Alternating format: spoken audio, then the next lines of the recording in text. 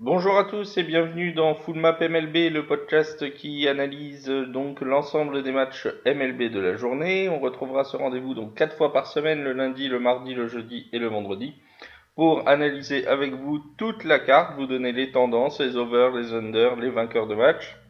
Même si je rappelle que la MLB en ce moment est difficilement lisible, on va essayer quand même de s'en sortir au mieux et au moins vous aurez une analyse pour essayer de vous y retrouver dans la carte.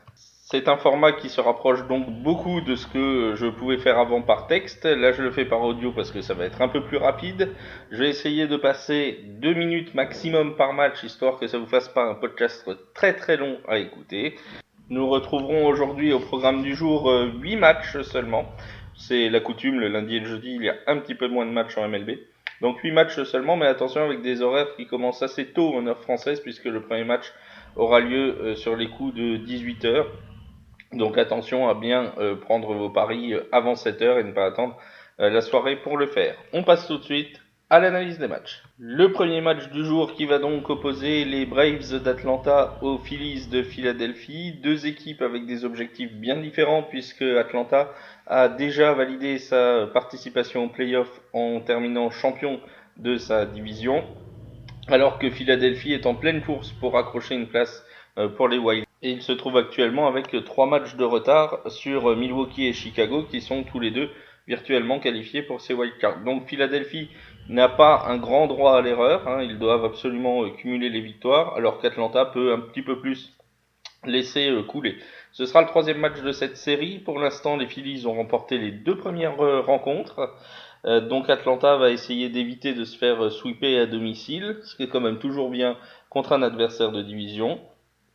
Ce sera la motivation principale des joueurs d'Atlanta, éviter le sweep, alors que de l'autre côté, Philadelphie jouera pour essayer de continuer la saison lors des playoffs. Il faut quand même noter que les résultats sont assez surprenants, puisqu'Atlanta, avant de perdre contre Washington et avant ses premières 2 défaites contre Philadelphie, avait cumulé quand même 14 victoires de suite à domicile, et que là, depuis qu'ils sont champions, visiblement, ils ont levé un petit peu le pied, notamment à domicile. Alors, au lancer aujourd'hui, on va retrouver Mike Soroka pour Atlanta et Aaron Nola pour Philadelphie. Mike Soroka, vous le connaissez sûrement si vous suivez la MLB depuis le début de l'année notamment, puisqu'il a fait un début de saison absolument incroyable. Mais c'est un peu plus compliqué en ce moment, il connaît des hauts et des bas, et surtout, il est nettement moins à l'aise à domicile qu'à l'extérieur. Hein, sur toute la saison, il a un ERA, on va le faire à la française, on va dire ERA, de 4,18 à domicile, alors que son ERA est en dessous des 2 à l'extérieur. Hein, donc c'est assez impressionnant. Il est nettement moins bon à domicile. Et ça se vérifie d'ailleurs aussi contre Philadelphie, parce qu'il avait pris un run quand il a joué donc chez les Phillies. Par contre, il en a pris 4 quand Atlanta a reçu Philadelphie à la maison. De son côté, Aaron Nola a fait une bonne dernière sortie à domicile, mais il est quand même un peu à la peine contre Atlanta cette année. Il a concédé à chaque fois 4 runs en 6 manches, donc ça reste quand même assez lourd. Il reste tout de même avec un bilan positif en carrière contre les Braves, 10 victoires, 4 défaites, et un ERA en dessous de 3, mais il est un petit peu plus en difficulté cette année. Et surtout, Philadelphie n'y arrive plus avec Nola sur le monticule, puisqu'ils ont perdu les 5 derniers départs d'Aaron Nola en MLB. Donc on le comprend facilement, hein, c'est pas un match facile à lire. On a d'un côté une équipe Philadelphie qui est motivée par les playoffs, de l'autre côté Atlanta qui est motivé pour ne pas se faire sweeper à domicile. On a le lanceur d'Atlanta, Mike Soroka, qui est un très bon lanceur, mais qui est plus en difficulté dans son stade contre Aaron Nola, qui n'est pas un mauvais lanceur non plus, mais qui a eu des difficultés cette année contre Atlanta. Donc c'est vraiment un match assez difficile à lire. Alors, je conseillerais une petite victoire d'Atlanta, mais alors vraiment, c'est si on nous oblige à jouer sur ce match, hein, parce que c'est vraiment difficile à lire. Donc allez, partons sur une petite victoire d'Atlanta et faisons confiance à Soroka dans ce match. Deuxième match de la journée maintenant avec un duel entre Pittsburgh et Seattle, deux équipes déjà éliminées, donc à la motivation similaire, hein, préparer la saison prochaine, mais avec des formes bien différentes, puisque Seattle vient de gagner 4 matchs consécutivement, dont les 2 premiers de cette série contre Pittsburgh, alors que Pittsburgh est en train de plonger littéralement, 5 défaites de suite, avec des scores assez impressionnants, que ce soit contre Seattle ou contre Chicago. Contre Chicago, ils avaient perdu 17-8, 14-1, 16-6. Et là, contre les Mariners, depuis le début de la série, sur 2 matchs cumulés, ils en sont à un score de 10-1 contre eux. Donc on a vraiment là des Pirates en grande difficulté sur cette fin de saison, d'autant qu'ils doivent se passer en plus de Josh Bell notamment, de Marte également, donc vraiment un effectif qui est un petit peu décimé aussi à la batte. Donc vraiment ça devient très difficile pour cette équipe de Pittsburgh en fin de saison. Les 2 lanceurs du soir, on aura une opposition entre Joe Musgrove pour Pittsburgh et Yusei Kikuchi, le lanceur japonais pour Seattle. À l'image de Soroka tout à l'heure, toute proportion gardée dans la comparaison, Musgrove lui aussi est plus en difficulté à domicile. Il a un ERA de 5,35 et surtout il a des assez mauvais chiffres en carrière contre Seattle puisque son bilan est de 1-1, donc ça va, une victoire, une défaite, mais il a un ERA de 7,50, ce qui est quand même assez élevé. De l'autre côté, Kikuchi, c'est soit très bon, soit très mauvais, capable de limiter par exemple la batte des Astros à un seul run, mais le match suivant, capable de prendre 5 runs et 10 hits en seulement 2 manches contre les White Sox de Chicago. Donc c'est vraiment tout ou rien avec Kikuchi. C'est quand même le lanceur le lanceur rookie, qui a concédé le plus de home runs cette saison. Donc voilà, c'est pas vraiment le lanceur le plus fiable qui existe non plus. On a donc une opposition entre 2 lanceurs largement perfectibles. Alors, je partirais moi personnellement sur un over, mais un over très raisonnable, parce qu'on est au PNC Park, pardon, et ce stade est à forte tendance under, c'est l'un des pires pour les overs. En plus, on aura un vent légèrement de 3/4 face. Donc, il faut faire quand même attention. L'avantage, c'est que Joe Musgrove a été confirmé très tard dans la soirée, donc les bookmakers ont pour la plupart enlevé de leur liste le match entre Seattle et Pittsburgh. Et au moment de la réouverture du pari, on devrait avoir un cut aux alentours de 8,5 avec une cote intéressante aux alentours de 1,9, notamment sur des sites comme XBet. Donc si vous êtes sur ce site, guettez l'arrivée de ce pari, parce que ça peut être intéressant. C'est loin d'être un pari safe, de toute façon rien ne l'est en MLB, mais ça pourrait quand même être un pari intéressant de partir sur un over 8,5 avec ces 2 lanceurs qui sont très largement prenables. Troisième match de la soirée, ou plutôt de la fin d'après-midi, et troisième match de la série aussi entre les Giants de San Francisco et les Red Sox de Boston, donc qui se passe au Fenway Park de Boston. 2 défaites en 2 matchs pour l'instant pour les Red Sox dans cette série. Une défaite 7-6 en extra inning il y a 2 jours et la nuit dernière une défaite 11-3. Boston qui va probablement dire au revoir aux playoffs et à sa défense du titre de champion avec ces 2 défaites-là, puisqu'ils sont maintenant très loin, une dizaine de matchs de retard. Donc vraiment, même mathématiquement, ça va bientôt ne plus être possible pour eux d'accrocher les playoffs. On a donc cette équipe de Boston qui, malgré tout, est encore en course, même si ça va être très dur, et qui va essayer de garder un infime espoir ce soir en étant opposé donc aux Giants. Sur la butte, on retrouve Eduardo Rodriguez pour les Red Sox et Madison Bumgarner pour les Giants. Sur la lancée de sa saison dernière, Eduardo Rodriguez réalise encore une fois une plutôt bonne saison cette année, avec un bilan largement positif de 17 victoires et 6 défaites. Il pourrait même atteindre les 20 victoires en cas de succès sur ses 3 dernières sorties prévues d'ici la fin de la saison régulière, ce qui est quand même assez rare, un lanceur à 20 victoires dans la saison. Il est en plus plutôt performant à domicile puisqu'il a un bilan de 8 victoires, 2 défaites à domicile et un ERA de seulement 3,13. Donc c'est un lanceur plutôt fiable surtout ces derniers temps. Et il rencontrera pour la première fois les Giants en carrière à l'occasion du match de ce soir. De l'autre côté, Madison Bumgarner, un lanceur qu'on connaît bien, qui écume la MLB depuis un certain temps maintenant, mais qui a pas mal de difficultés cette année, notamment à l'extérieur. Sur ses derniers matchs, on peut noter 4 runs pris à San Diego, 5 à Colorado Coors Field, 4 en Arizona, 6 lors du dernier match extérieur contre Saint-Louis. Donc on a vraiment un lanceur qui n'est pas très très à l'aise à l'extérieur. Son bilan sur la saison, 3 victoires, 6 défaites à l'extérieur et un ERA de 5.06 avec déjà 15 home runs pris en 80 manches jouées. Donc un lanceur qui est meilleur à domicile qu'à l'extérieur. Alors on le sait tous que la batte de Boston peut être ravageuse, ça peut être une attaque vraiment très très dangereuse. Ils ont eu beaucoup de problèmes avec leurs lanceurs cette saison à Boston, ce qui explique qu'ils ne feront probablement pas les playoffs. Mais avec Eduardo Rodriguez sur la butte, j'aurais tendance quand même à penser qu'ils peuvent remporter ce match et éviter le sweep à domicile. Donc je partirai plus davantage sur une victoire de Boston ce soir. Suite de la carte avec le duel entre les Brewers de Milwaukee et les Padres de San Diego. Donc un match avec des ambitions bien différentes puisque les Padres sont éliminés de la course au playoff alors que Milwaukee est actuellement en pleine chasse pour un spot en wildcard. Et pour vous montrer à quel point c'est tendu pour cette course à la wildcard, ils sont à égalité pour la deuxième place en wildcard avec les Cubs de Chicago à 82 victoires et 70 défaites. Alors il faut savoir, on en reparlera demain, que les Cubs vont jouer contre Saint-Louis ce week-end, donc un match vraiment tendu entre le leader de division et le second. Et Milwaukee pourrait profiter de cette rivalité pour essayer de continuer à engranger les victoires et à reprendre peut-être possiblement seul la deuxième place de wildcard contre les Cubs.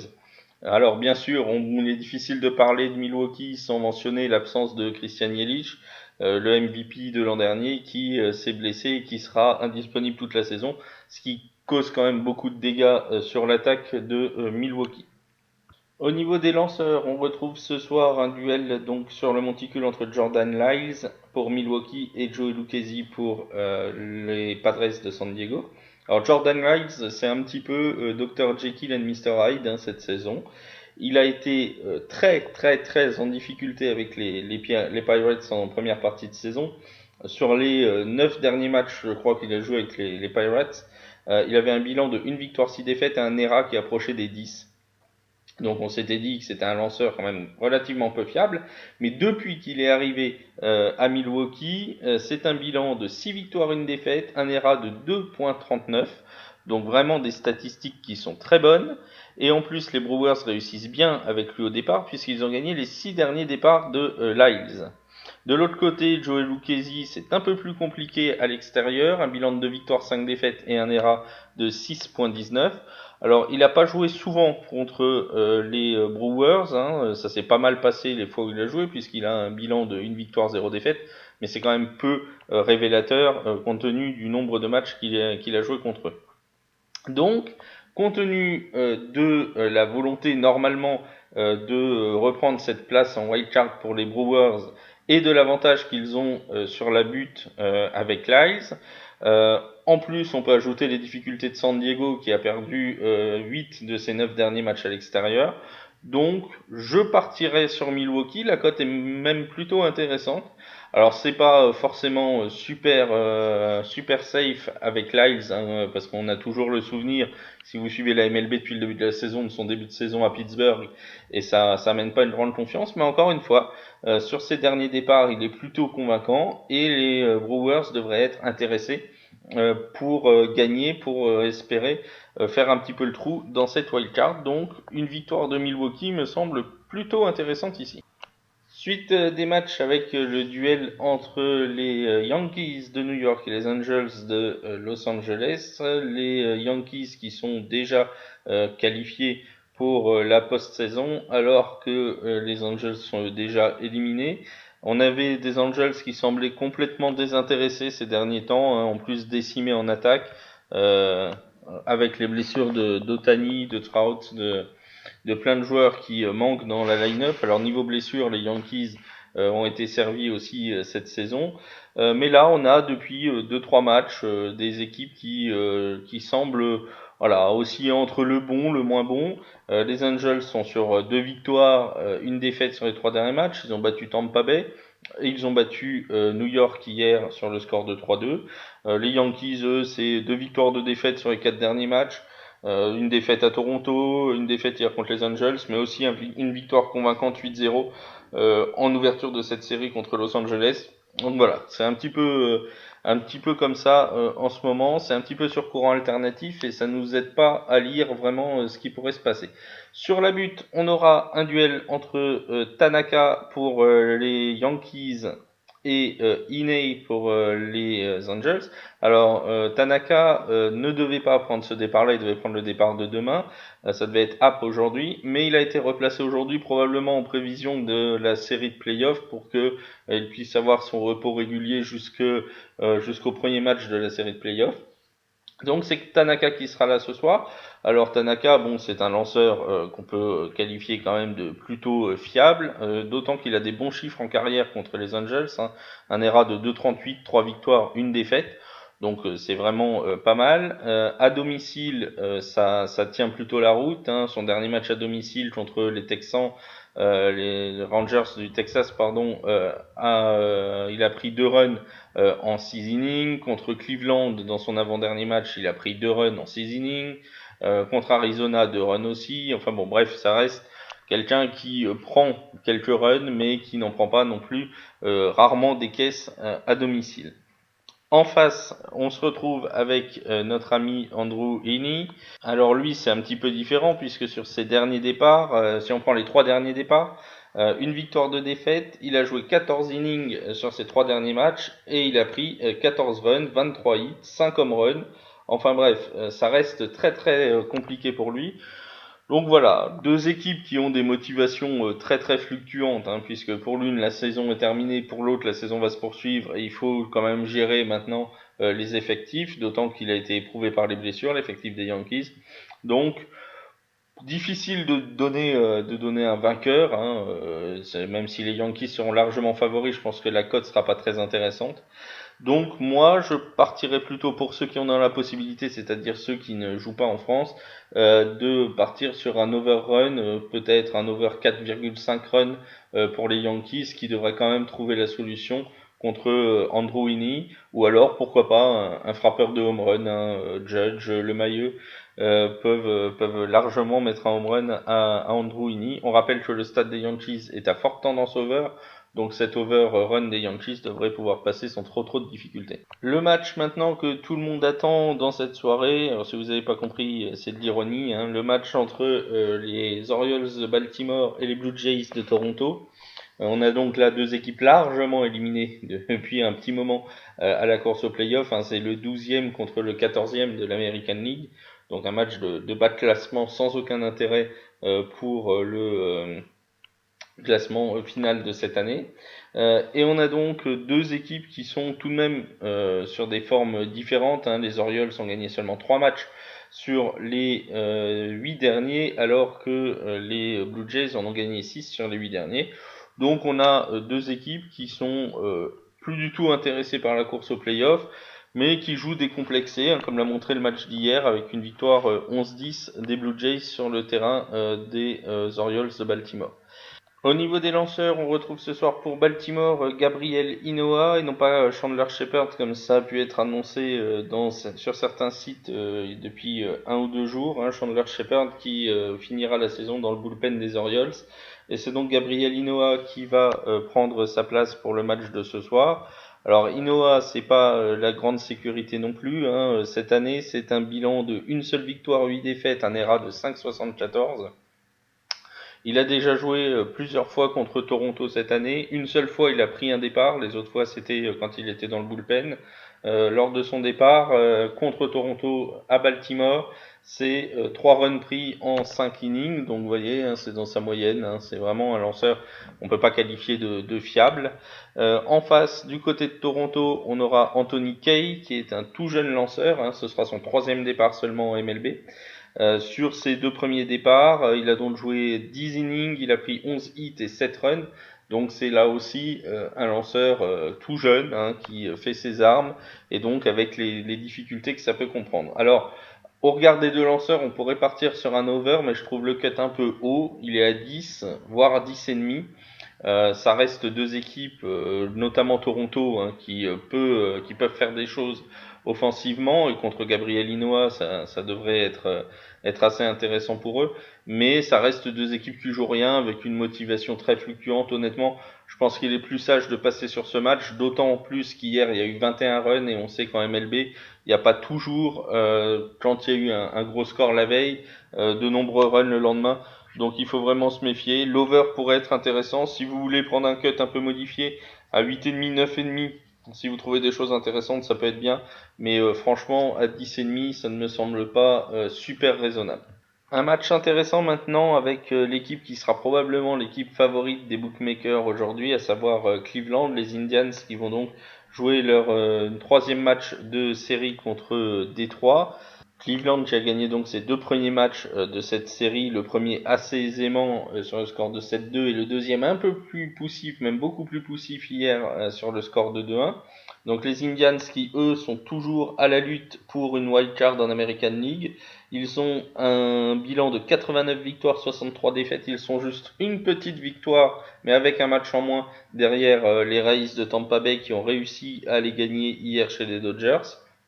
Donc Cleveland est en pleine lutte pour ce spot donc là en American League, et ils se doivent au maximum de prendre les victoires qui peuvent se présenter. Ils jouent à domicile contre le pire bilan de l'American League face à eux, et en plus ils vont envoyer l'un de leurs meilleurs lanceurs en la personne de Mike Clevinger. Mike Clevinger, donc c'est un lanceur très fiable, un bilan de 4 victoires, une défaite à domicile, un ERA inférieur à 2. Sur ses 10 derniers matchs, il n'a concédé qu'une seule fois plus de 2 runs. Il avait pris 4 runs contre Boston à domicile. Mais sinon, ça reste un lanceur qui est quand même très très fiable et qui en plus est en grande réussite contre Détroit, puisque son bilan est de 7 victoires, 2 défaites contre cette équipe des Tigers et un ERA de seulement 1,82. Donc c'est un lanceur vraiment sur lequel on devrait pouvoir compter ce soir. Il affrontera de l'autre côté Daniel Norris. Alors Daniel Norris, il est capable de bonnes choses, mais il reste limité en termes de lancers à faire. Généralement, il va faire entre 40 et 60 lancers depuis un petit moment maintenant, limité à 3-4 innings maximum. Et ensuite, c'est le bullpen de Détroit qui prend la relève, et quand on connaît les difficultés souvent associées au bullpen des Tigers, on se dit que si Cleveland est réveillé, ça peut rapidement faire cher à l'addition pour les Tigers. Donc voilà, on a une équipe qui normalement doit être motivée pour aller chercher les places en wildcard, et qui en plus joue chez elle contre la pire équipe. De l'autre côté, une équipe complètement démotivée qui n'a plus rien à jouer et qui n'a pas été spécialement dangereuse à la batte pendant toute la saison. On a une situation donc idéale pour une victoire même avec handicap de Cleveland. Mais vous le savez, généralement c'est dans ces matchs-là qu'en MLB on nous sort un résultat improbable. Alors je vais quand même m'y lancer, comme de toute façon on est en fin de saison, que le bilan est arrêté et tout. Je ne vois pas ce qui pourrait contrarier le handicap de Cleveland aujourd'hui. La seule chose qui m'embête un petit peu, il faut le reconnaître, c'est que généralement, on a toujours un match surprise dans la série, et comme ils ont gagné les deux premiers, ça pourrait bien être celui-là. Mais enfin, avec Mike Clevinger contre Daniel Norris, avec la motivation de Cleveland, partons tout de même avec une bonne confiance sur Cleveland gagne de 2 runs ou plus. Alors la cote devrait pas monter dans des strates infinies, mais je pense que ça reste quand même l'un des paris les plus sûrs, ou les moins risqués, dirons-nous plutôt, de la journée. On arrive maintenant à l'un des matchs les plus importants de cette saison et de cette journée là de ce jeudi, avec le match entre les Cubs de Chicago et les Cardinals de Saint-Louis. Alors là, on a une vraie lutte en National League division centrale entre ces deux équipes, puisqu'elles sont à 3 victoires d'écart, ce qui veut dire concrètement que si les Cubs arrivent à gagner 3 fois, ou voire même à sweeper sur les 4 matchs Saint-Louis, ils reprendront la tête de la division et pourraient être qualifiés en fin de saison directement pour les playoffs, sans passer par le tour de wildcard. Donc c'est un match vraiment aux enjeux fondamentaux entre les Cubs et les Cardinals. Pour les Cubs, aujourd'hui, au lancer, on aura Kyle Hendricks. Alors, Kyle Hendricks, c'est un lanceur plutôt fiable, notamment à domicile. Il n'a pas pris plus de 3 runs depuis le début du mois de juin lorsqu'il joue chez lui. Hein. Contre Saint-Louis par exemple, il y a joué le 9 juin à domicile et c'est un run pris en 7 manches. Donc vous voyez que ça reste quand même un lanceur très très fiable. Il a réussi également contre Saint-Louis un blanchissage à Saint-Louis, donc avec 0 run pris du coup en 7 innings. Donc ça nous fait un total sur les 14 innings qu'il a joué contre les Cards cette année, il n'a pris qu'un seul run. En face, on a Jack Flaherty, le lanceur des Cardinals, qui est lui l'un des meilleurs lanceurs depuis le All-Star Game. Il réussit des blanchissages à tour de bras. C'est vraiment assez impressionnant. Hein. Donc blanchissage contre Colorado à domicile, contre San Francisco à domicile, contre Pittsburgh à l'extérieur. Il a réussi lui aussi à blanchir les Cubs le 1er août et c'était cette fois à Saint-Louis. Donc 0 run pris sur les 7 innings qu'il a joué. Donc voilà, c'est deux lanceurs qui sont vraiment qui sont dans le haut du panier là pour le coup. On va peut-être se diriger vers un under. Alors je j'ai pas encore la cote. Si jamais le cut est aux alentours de 8,5 voire 9,5, mais alors là s'ils l'ont mis à 9,5 ça m'étonnerait quand même fortement. On va dire que s'il est à 8,5, l'under peut être intéressant. Alors c'est pas forcément non plus super sécurisant parce que la batte des Cubs notamment est capable de prendre feu à tout moment. Mais enfin Flaherty devrait quand même réussir à la limiter. Voilà, on peut s'attendre à un match serré, hein. Les cotes des bookmakers vont être très très proches l'une de l'autre, difficile de sortir un vainqueur, les deux équipes sont très motivées, en plus c'était une rivalité de division, donc difficile de sortir un vainqueur, à mon avis le bon spot ça devrait être un under, attention s'il est trop bas, s'il est aux alentours de 7,5, bon on ne touche pas à ce match et on passe au suivant. Et enfin, dernier match de cette soirée de MLB entre les Minnesota Twins et les Kansas City Royals, donc un duel de division centrale de l'American League. Alors un duel qui cette fois ne va pas se battre pour le titre, hein, puisque Kansas City est éliminé depuis déjà bien longtemps. Minnesota, lui, n'est pas encore qualifié pour les playoffs, puisque Cleveland peut encore lui prendre la place de championne de division. Donc un match avec des ambitions différentes, un Minnesota qui voudra assurer sa place en playoff à domicile et Kansas City qui lui joue libéré mais qui réussit dernièrement à mettre quand même quelques runs à ses adversaires. Même si la nuit dernière ça a été un peu plus difficile avec un match très très serré et très pauvre en run avec un score d'1-0 pour Oakland. On a donc aujourd'hui sur la butte un duel entre Kyle Gibson pour Minnesota et Montgomery pour Kansas City. Alors Kyle Gibson pour Minnesota, il est en ce moment un peu en difficulté et c'est même un petit peu un euphémisme de le dire puisqu'il a pris au moins 4 runs et souvent plus de 4 runs dans 5 de ses 6 derniers départs, qu'il a toujours pris au moins 3 runs sur ses 8 derniers départs. Et même quand il est sorti du bullpen, lors de son dernier match contre Cleveland, il a pris 2 runs en seulement un inning joué. Donc il est quand même en ce moment bien mal en point, notre ami Kyle Gibson, et c'est donc pas le lanceur le plus fiable qu'on ait dans la rotation des Twins. Il faut quand même noter qu'il a déjà joué 2 fois cette saison contre Kansas City. C'était plus tôt dans la saison. Il a réussi à blanchir une fois Kansas City pendant 8 manches. C'était le 14 juin. Et lors de son dernier match au mois d'août contre cette équipe, il a pris 3 runs en 6 manches. Donc voilà pour Kyle Gibson qui n'est peut-être pas la pièce la plus sûre dans la rotation de Minnesota. En face, on se retrouve donc pour les Royals avec Mike Montgomery. Alors Mike Montgomery à l'extérieur, lui, pour l'instant, ça relève un petit peu de la catastrophe. Il a pris sur ses derniers matchs 4 runs contre Boston. Alors il a réussi à blanchir Détroit, mais on va mettre ce match un peu de côté sans vouloir offenser les supporters des Tigers. C'est pas vraiment une référence en attaque.